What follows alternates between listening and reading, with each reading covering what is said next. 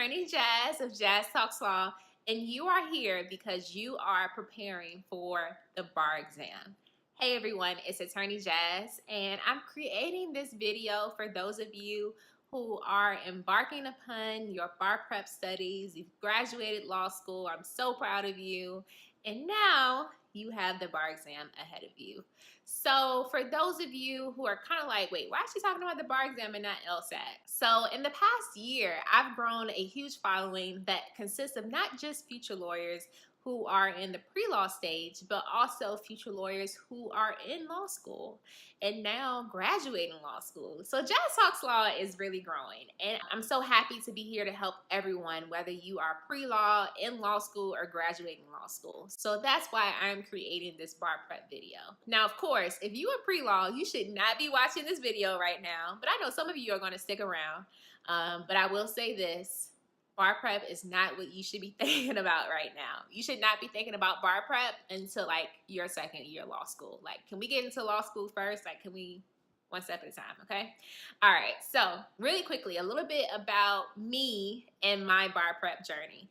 For those of you that don't know, I graduated law school with honors, passed the bar after the very first try. So I think that makes me a little qualified to tell my bar prep story.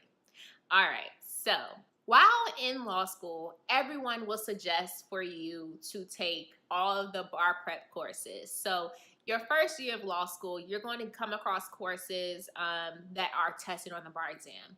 But during your second and third year of law school, you're going to be able to choose your own courses. Some courses that are not tested on the bar exam, and some courses that are tested on the bar exam. What did I do? I chose to take the classes that I was interested in. If it happened to be on the bar exam, then great. But if it wasn't tested on the bar exam, then great. I wasn't focused on, whether it was a bar prep course. Because to be honest with y'all, I was more focused on my GPA and graduating with honors. Therefore, taking all the bar prep courses was not my concern. Now, of course, it makes sense. If this is tested on the bar exam, why wouldn't I take this course? But I just told myself I can learn it during the summer, like Barbary or Kaplan or whatever course you do. They're going to teach you how to pass every single subject. So I just told myself I'm just going to buckle down after I graduate law school and learn whatever I didn't learn while in law school during the summer before the bar exam. And thankfully, it worked for me. But of course, to each his own. I should have probably started with that. To each his own. Everyone's learning style is different. I can only tell you from my perspective. Okay, the second thing about my journey is that I stayed off of social media. So of course, I would scroll through, see stuff, but I wasn't liking, I wasn't commenting, I wasn't posting anything myself. I was basically just a stalker the whole summer. And eventually I wasn't checking it at all because I just, after a while I didn't care. I was so focused on bar prep that it just wasn't on my mind at all. And I really want to encourage you guys to log off of social media today. Maybe you stay logged into like YouTube or something, but everything else, just shut it down, because this is the thing. After you take the bar exam, or as you get closer to the bar exam, people are going to start asking you about it. If you're like always like showing your bar prep books, like, and then we'll get upset. Well, they keep asking me about my scores and blah, blah, blah. I wish people would just leave me alone. Well, you were the one who decided to share with the world that you were studying for the bar exam. So, of course, like a lot of people knew I was studying for the bar exam, but I never publicized it. My close friends and family, of course, they knew, but I never publicized it on social media. And I think that is the best route to go. Because, of course, if you don't pass the bar exam, it's kind of like awkward, right, on social media. So, keep that in mind.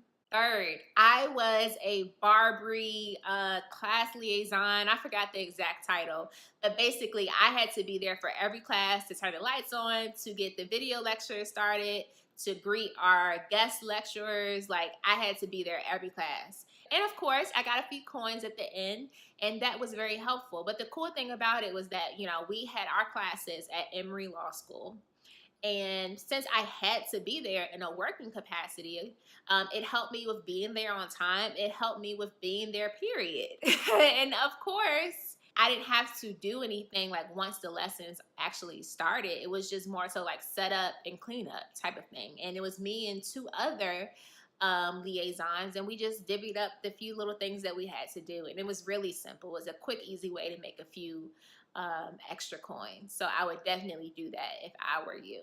All right, so the next thing, during my Barbie lessons, when I was on Emory Law's campus every day, I stayed to myself. I did my duties, I did my class assignments, I filled in the blanks, I asked questions, but I stayed to myself. The people that I talked to during law school were the same people that I pretty much talked to when I was at Emory Law for the Barbie prep course. And then also, like, I brought snacks, I brought water, I had me a I had me a blanket. Like, I was very comfortable. I wasn't worried about no one else, what they were doing. I was worried about me and what I needed to succeed. So keep that in mind as well. Okay, so most of your bar prep courses are starting either right before Memorial Day or right after Memorial Day. And I will admit this, Memorial Day weekend, I did hang out with one of my friends. She's like, girl, if you don't come out, you did all your work. Like, this is pretty much your last hoorah. So we ended up going somewhere in Atlanta, I don't remember, for food and drinks and things. And it was great. I had already finished all of my bar prep assignments up until that point. So I was like, okay, whatever. But after that, I didn't do nothing else the whole summer. The whole summer was dedicated to Barbary. And the sucky part about that is, as many of you know, I'm a member of Alpha Kappa Alpha Sorority Incorporated. And our boule was in Atlanta. Our boule was in Atlanta, and I could not go. Yeah, I was pretty hurt and devastated. Like, I'm a very frugal person, so if I could have, I would have definitely went to that boule for sure, just for the fact that I wouldn't have had to pay for a hotel, place to live, things like that. So I was pretty hurt. But yeah, I only went out Memorial Day weekend. All right, so basically bar prep is like half of May, like the second half of May, all of June, and most, if not all, of July. Now, during June, I decided to work at a law firm. So when I graduated law school, I was still on the job hunt in addition to thinking about bar prep. And I chose to work at a firm with the hopes that they would hire me once I finished working for them for the summer. Now, of course, we discussed, me only working in June. And once July came, I would not be working for them because I needed to dedicate all of my time to bar prep. This was a hard decision to make just because I didn't want to be the reason I didn't pass the bar exam, to be because I was also working a job that had its own things they needed me to do, etc., assignments and such forth. To make a long story short, after working for them for a month, we decided to part ways. It was not because, it's time for me to just focus solely on bar prep. But it was just more so of the work arrangement just was not working. There was a lack of communication and different things going on. But looking back, that didn't stop me from doing what I needed to do during bar prep. So the reason I decided to go for it was because I talked to a lot of attorneys who said, girl, I worked while I was studying for the bar. And I'm like, well, if they can do it, I can do it. And it didn't affect me. I took my books with me. I basically went to class, had lunch, and then I would go to the firm like 3 days a week. After I finished my firm work, I stayed there. I did my homework assignments, and then I went home. And that was pretty much it. So if you are considering that, you can definitely do it. I would not do it after July 4th because most of you are going to take the bar exam at the end of July. But if you need to do that, to secure that bag, like whatever you need to do, you can do it. Of course, discipline is key, but it can be done. Looking back, being that we decided to part ways, the money was good, so I don't regret it. But, I'm just happy to say that I did that and I was successful, meaning I still passed the bar exam. All right, so the next thing is that I ended up having an emergency surgery halfway through bar prep. And I want to say maybe a little bit more than halfway through. So it was July 4th weekend. I ended up with the worst pain of my life in my in my stomach area, and I ended up going to the doctor. I had to have my appendix removed, and I could not study for 2 days. I was devastated, as you can imagine, and my doctor was just looking at me like, your life is more important, and I'm just crying and like trying to get him to understand. And he's like, nah, you having a surgery. And I mean, looking back, I'm laughing at it, but in the moment, it was like, really? And of course, because of that, I couldn't study for like 2 whole days. I was on medicine and different things. And it was literally right before the last Barbary lecture. The funny or ironic part about it is that the last Barbary lecture was on family law. And my whole background is family law. So if there was a lecture to miss, it was definitely the family law lesson. So, it was definitely a blessing in disguise. And thankfully, family law wasn't tested on the Georgia bar exam that year. So, another way where it was just a blessing in disguise.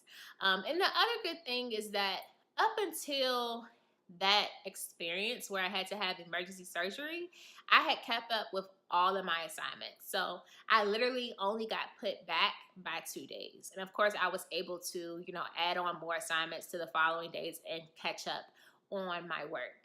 So it didn't affect me too much. But if, for example, if I had been playing all throughout the month of June and then that happened on top of that, I probably would have been taking the bar a second time. So, keep that in mind.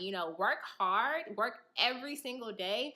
So if that hiccup does come halfway through, you end up in the hospital for a day or two or whatever, stuff happens. Stuff happens. So if that does happen, it's like, okay, well, I've kept up until this point. So if I have to take a day off or 2 days or whatever, I'll do what I have to do. And honestly, looking back, I think that was God's way of just giving me a little break. Like I was on my little medicine. I was just chilling, watching TV, so yeah. So by the end of bar prep, I realized that I had pretty much stuck to my schedule, the schedule of what Barbary gives you, of my personal schedule, and I completed about 70% of the assignments. If you can get to 70%, most people will say that is a good place to be in, and I'm living proof of that. All right, so next, we were about a few weeks away from the bar exam, and at the last minute, I decided I wanted to get a hotel close to the actual testing site. And I know you guys are probably like, wait, what? So, basically, a lot of people take the Georgia bar exam. A lot of them do not live in Atlanta, where the testing site is held. So a lot of them have to get a hotel for at least 2 nights, the night before and the second night, because the Georgia bar exam is a 2-day exam. So a lot of them get hotels, and thankfully, or ironically, or whatever, thankfully there's a hotel connected right to where the testing site is located. So that's where most people stay during the bar exam. Now, I lived about 20-25 minutes away from the testing site. But if you know anything about Atlanta, our traffic gets really crazy here. And I just did not want to risk traffic or just, anything stopping me from taking that test. So, maybe a few weeks before, I got a hotel room that was not connected to the testing site, but was like maybe 5 minutes away. And it actually ended up being a pretty nice stay. I was worried that I would not be able to sleep in that new environment. But thankfully, I slept just fine. I don't know if my body was just like exhausted or what it was by that point, but I ended up sleeping just fine. So, whether you get a hotel or not, that's totally a personal decision.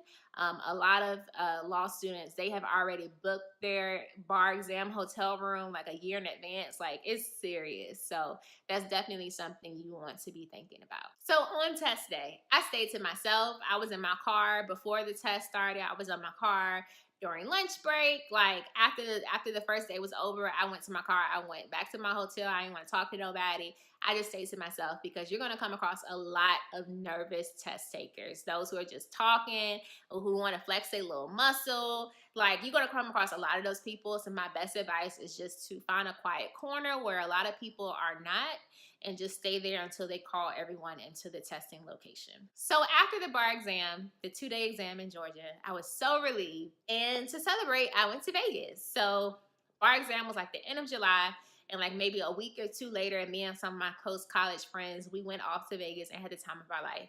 It was a great trip. It was a great way to celebrate what I just finished. Of course, I didn't have my bar results back until October, November, but I just told myself I'm going to celebrate like I passed already. And I did just that. And I want to encourage you guys to definitely take a trip, have a fun weekend, do something. Because, you know, like I said, bar prep is no joke. But once you get through it, you're going to be so, so proud of yourself because you do not want to take this test over again. So you're going to be so proud of yourself. And of course, October, November, I can't remember which month, but I got those results and I passed. I cried like a baby, had to pull over. I was driving. Of course, I read that email even though I was driving. Don't tell anyone. But I pulled over. I was just crying, crying, crying. And I'm not really a surprise crier, but in that moment, I was. So I passed the bar by 6 points, right? Like there's literally a number you have to reach, and either you're above it or you're below it. There's no A, B, C, D. Either you passed or you didn't. And they'll tell you by how many points you passed. So I passed by 6 points, and so grateful for that. Thank you, Jesus. I did not have to take the bar exam again, and you will not have to take the bar exam again. So that's my bar prep story. Now, there's a few quick tips that I want to give you guys to help you through your bar prep journey.